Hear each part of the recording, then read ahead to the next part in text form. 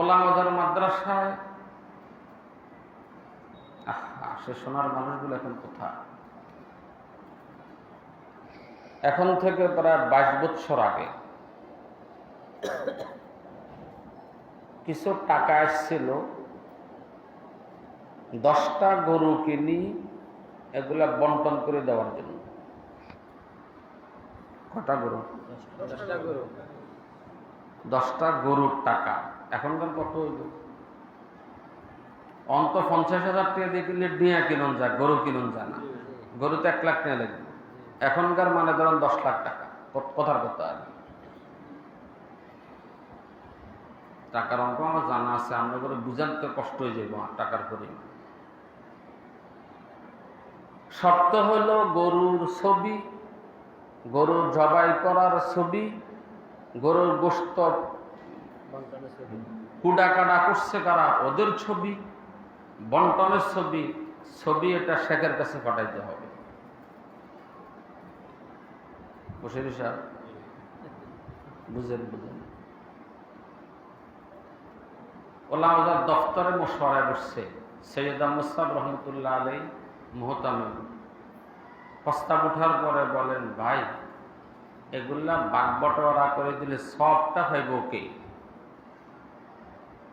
শেখে। ছবি উঠেলে গুণাটা হইব কার?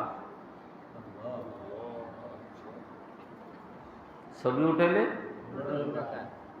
তো কাঙ্গ, তো আমরা গুণা করি হেতারে সবটা কিনলে দাও। আসেনি দুনিয়াতে অনেকে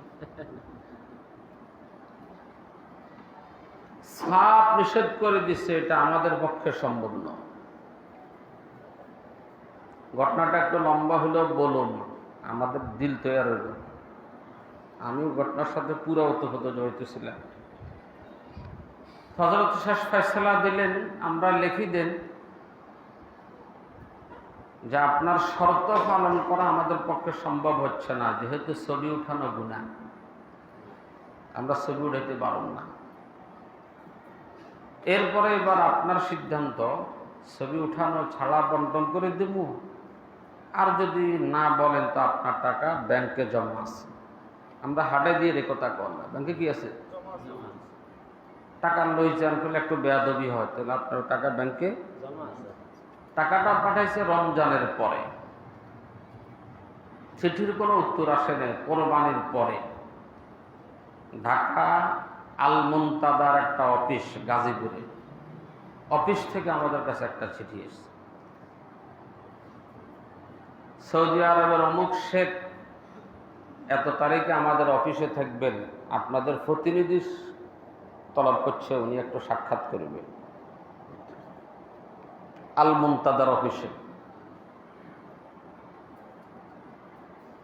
এটা হলো 2000 সালে, এখন 24 বছর আগে।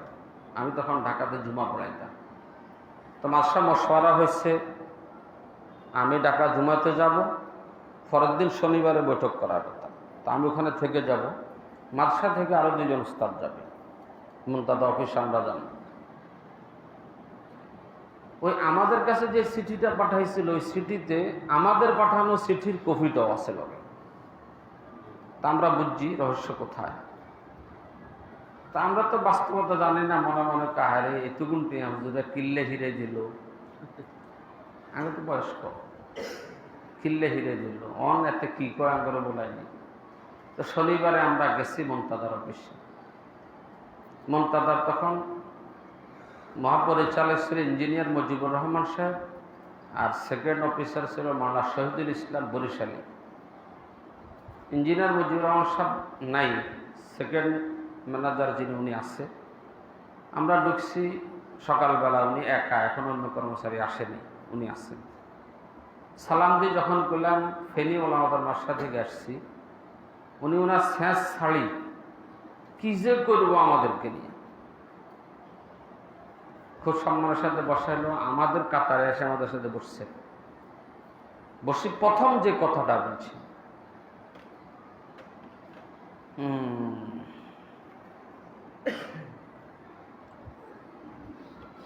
ওয়ারদা বিমা কাসামাল্লাহু লাকা তাকুন আগনান নাস।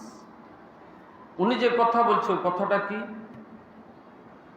শেখ আসছেন আজকে আপনাদেরকে নিয়ে বৈঠক করবে। গতকাল ওনার বাচ্চার একটা অ্যাক্সিডেন্ট হয়েছে, উনি ইমার্জেন্সি টিকিট করে কালকে রাত্রে চলে গেছে। আমাকে বলে গেছেন, ইঞ্জিনিয়ার সাহেবকে বলে গেছেন, ওলামাদার মাদ্রাসাওয়ালারা আসলে ওনাদেরকে মেহমানদারি করবেন আর বলে দিবেন এই টাকার প্রতি শেখের কোনো দাবি নেই, যেমনি ইচ্ছা এমনি খরচ করো। আর আমাদেরকে নির্দেশ দিচ্ছে বছরে 2-1 আমরা মাসা জেবাল্লাহ যখন যা দরকার হয় আমরা যাতে এত্তেলা দিই, ওরা পাঠাই দিব, কোনো শর্ত নেই। আমরা মাওলানা শহীদুল ইসলামের জজবাতাসী বলে, হুজুর বাংলাদেশের কমি মাদ্রাসাগুলো যদি আমনকে মেজাজের হইতো তা আরবি শেখদেরকে আমরা অনেক কিছু শিখাইতে পারতাম না। বুঝলেন না কথা? এটাই নবীজি বলছেন, ওয়ারদা বিমা কাসামাল্লাহু লাকা তাকুন আগনান নাস। মুখাপেক্ষী হইও না, আল্লাহ যা মিলায় এটার উপরে রাজি থাকি চলো, দেখবা পৃথিবীর সেরা ধনী তুমি বনে যাইবা। তাকুন আগনান নাস। হযরত নানবী 300 টাকা বেতন, যে সময় বেতন ছিল 1 টাকা, পুরা মাসে বেতন আছে 1 টাকা, সে সময় বেতন কত দিচ্ছে? 300 টাকা। নিজাম হায়দারাবাদে জাননি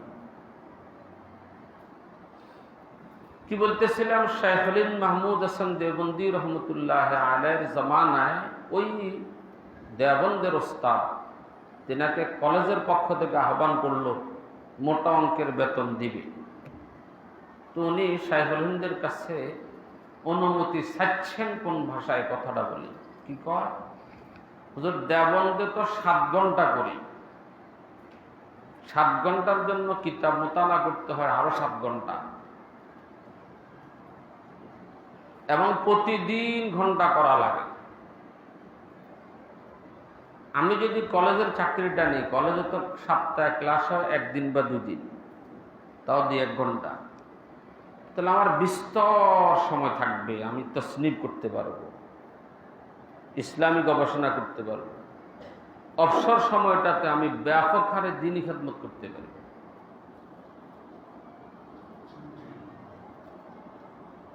কথা তো কাগজ কলমে যুক্তিতে আসে। কি কইছি শব্দ? কথা জ্ঞান কর না, কাগজ কলমে যুক্তিতে আসে। কাগজ কলমে হিসাব করলে এত ঘন্টা তুমি এত ঘন্টা বাদ কাজে লিখবে। শাইখুল সাহেব কি করছেন, भाइयों इस माहौल में जितनी खिदमत हो रही है वहां जाके देखोगे वक्त मिलेगा, खिदमत नहीं मिलेगी। ওই পরিবেশের কথা বলতেছি। এই দেওবন্দের মাহলে থেকে যে পরিমাণ খেদমত করর, সেখানে যাও দেখবা সময় মেলা পাইবা, তবে খেদমত হবে না। এ বেড়া মানে নেই, নিজের সিদ্ধান্ত মতো চলে গেল। যা উনি কলেজে চাকরি নিচ্ছেন, ওখানে চলছে এই আবেগে অবসর সময় কিতাব লিখবে, ইসলামী গবেষণা করবে, ওয়াজ ও নসিহত করবে। 1 বছর পরে তিনি দেওবন্দ আসছেন, শাইখুল রহমতুল্লাহ আলাইহির সঙ্গে দেখা করেন। हज़रत शाइखुल प्रथम सवाल करছেন, भाइयों 1 साल तो गुजर गया है, क्या क्या तसनीफ करके लाए हो, दे दे दो दिखलाओ। 1 বছর তো চলে গেল, 1 বছরে কয়টা কিতাব লিখছ একটু দাও না। লোকটা মাথাকে নিচু করে জমিনের দিকে তাকাই, ফাবাকা বুকা আল শাদীদা, খুব কাঁদল, ঝার ঝার কাঁদতেছে।